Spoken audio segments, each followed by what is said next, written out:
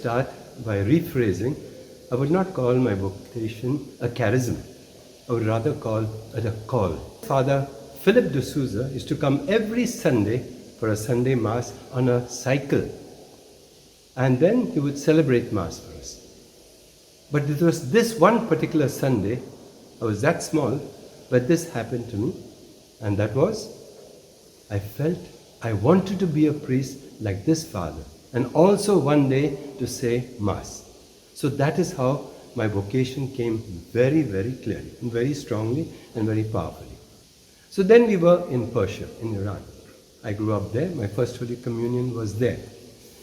And it is there again that we had wonderful Masses there. There were Maltese priests. And after we came from Mass, both my sister and myself, by now I was about 6 years old and she was 9. I was about to receive my first Holy Communion. And when we came back home, both of us used to imitate the altar, take a teapot, make the pall, make that burst, whatever we saw. And I liked it, my sister also then. And we did our little altar there. That was a play about the Mass, which we did. Okay. So that thing of the Mass also grew. And we came to Bombay. That was in Sacred Heart School, Bombay. Again there, it was wonderful, that parish, Sacred Heart. Even the school, I was 1 year there. The catechism they taught us, and the school, and the teaching, and the Sunday Masses, and Sunday catechism played a very, very important part in my life there. Very strong. Then after 1 year, we come to Pune. That time was Pune. And when we came to Pune, there were the Jesuit fathers, and that was St. Vincent's High School. I was just about now 7 to 8 years old. And there naturally was very big influence. But it was not for the Society of Jesus. I'd heard a lot of Don Bosco. My heart was towards Don Bosco. And even in school, and even in our lane, I did things for boys as Don Bosco did. Magic tricks, little playlets in the thing. There are some photographs, they're gone. Okay. So like Don Bosco, basically I thought, I didn't think of going, but that was my attraction. But as I grew up in the Society of Jesus, and there, the Sunday Masses, especially for children's Mass, our German Swiss fathers and other Indian priests, they preached on our Jesuit saints, St. Aloysius, St. Stanislaus. It was so good that I took my third name for my confirmation, St. Stanislaus, at Fermin, Michael. I took a third name, we could take a third name, and I took Stanislaus. That was in Pune. Then, as we went along, I came towards, the end of our thing there, St. Vincent's School, and naturally, having met the Jesuits there, we were in the sodality. They would take us out down to the missions, Amanaga mission, for 1 whole week, ending with a little picnic. That showed me the missions, and therefore I was very, very attracted to go to the district, not necessarily in Pune, where they had enough of priests working for the youth. So then, as I said, it is in these missions that I said, okay, I would like to work for the poor, like this, okay? I was very intelligent in school. I used to come first and second. But somehow the desire was to put these talents for those children who don't have schooling.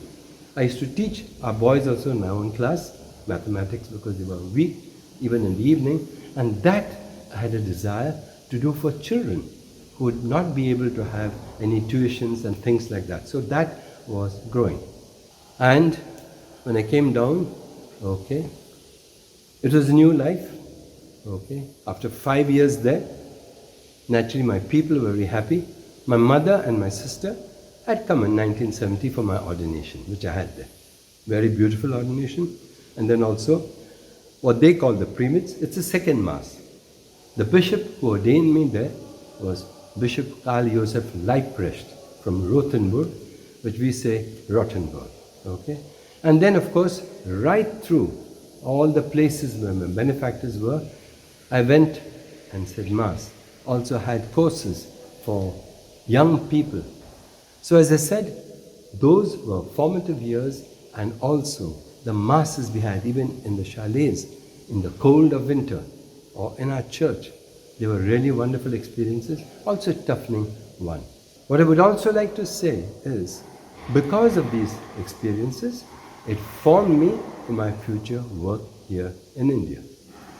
As I said, it was a crisis years, but I survived that thanks to Our Lady, to my prayer, and the support of all my friends, both in Europe and elsewhere.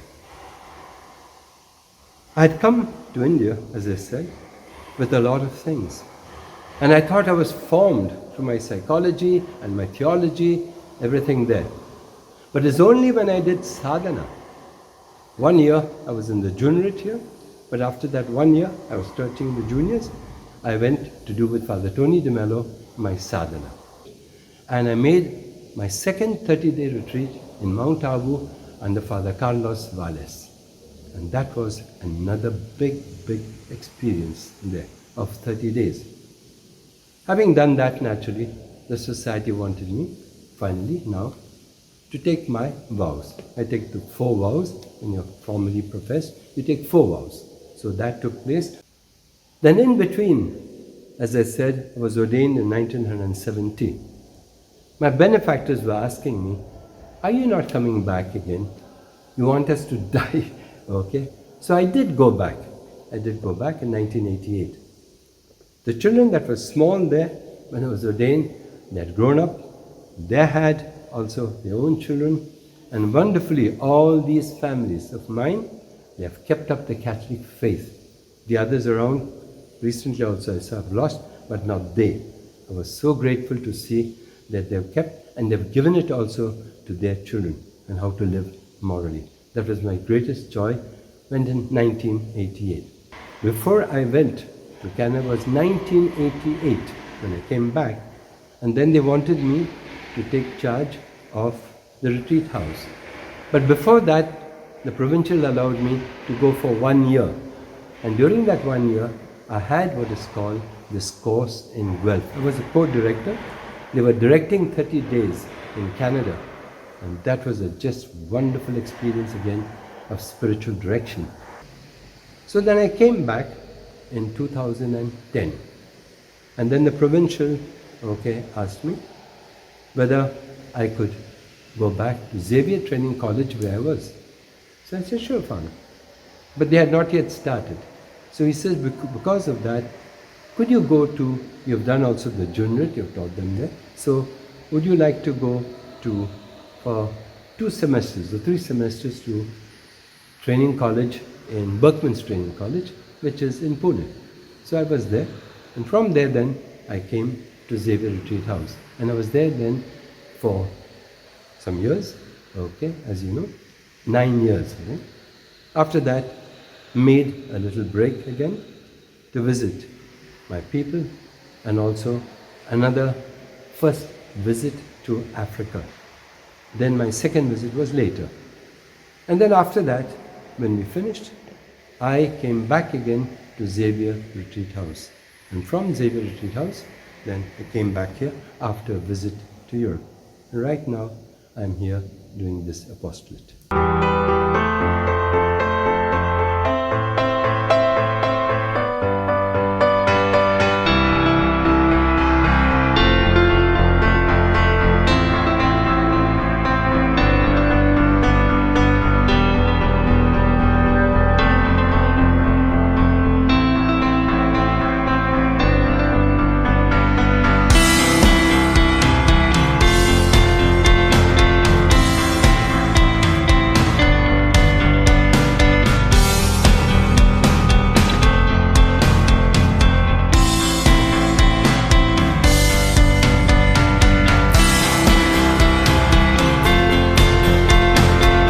Golden years, but for me there were tossings up and down. So the metaphor that I have, and I like this metaphor, is a ship on a sea which is sometimes stormy, which is sometimes calm, but the rudder is towards God. I like that, and in the harbor anchored.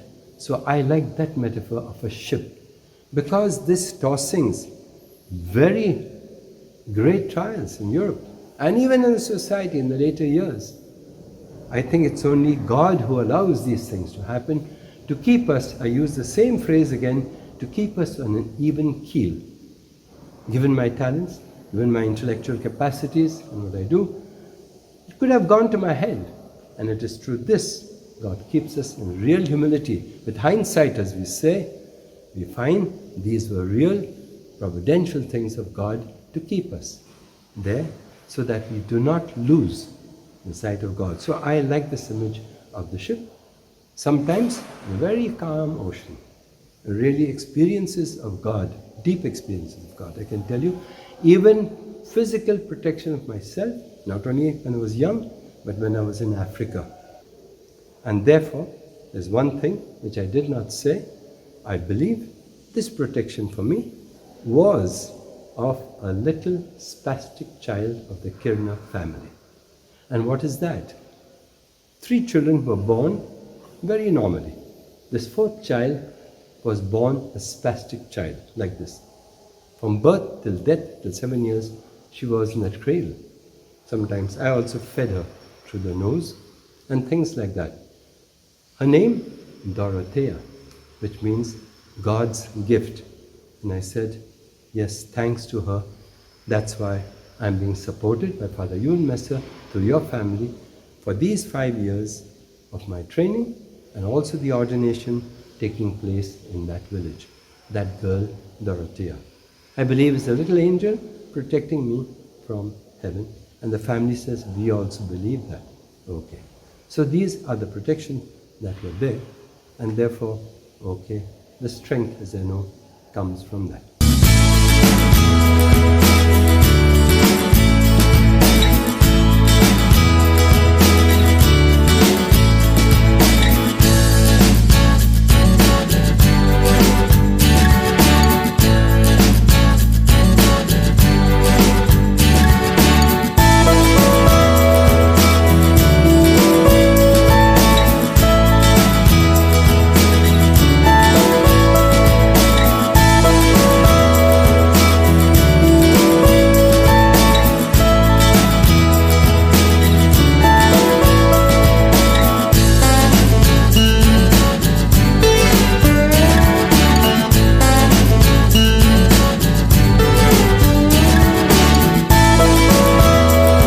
Very clearly, the first 30-day retreat in the novitiate in Vinyadia. It was a terrific experience. Very, very great experience for me. I had all the notes. I've lost them now. Something happened. Anyway, there.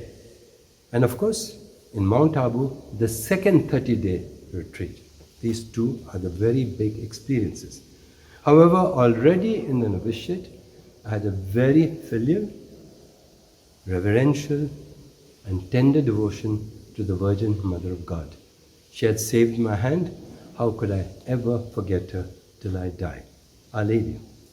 God's protection, as I was just talking to you, therefore gratitude to God, and these 30 days brought that God out to me. Secondly, also as it's Our Lady. And finally, our Jesuit father and founder, St. Ignatius. Very, very clearly. When I went through his life, not only 1, 2, 3 lives which I read of his, I was absolutely impressed by our father and founder. I can say I fell in love with the person of St. Ignatius. And therefore, I would want to give those retreats which he had. It was my desire to form myself and to follow him. So these were the 3 big influences.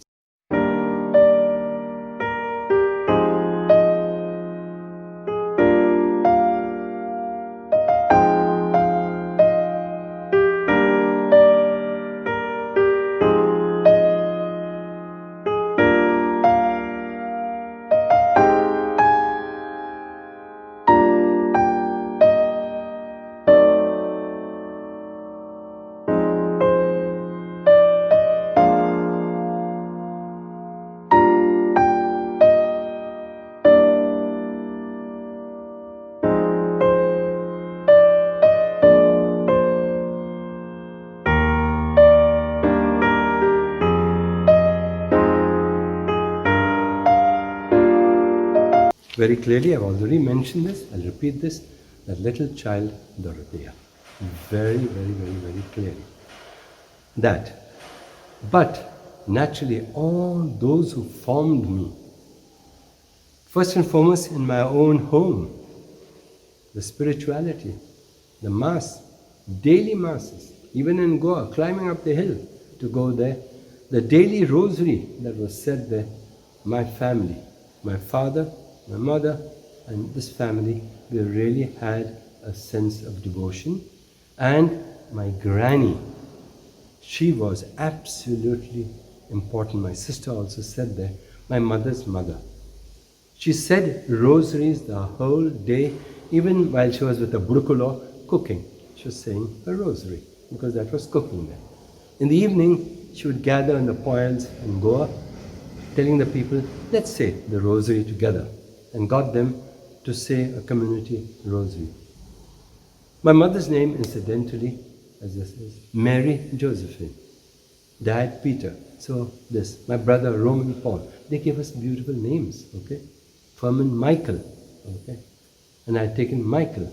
So these are the first influences which I would like to say that really had an influence. So I'm very, very grateful to our family here and in Pune, okay?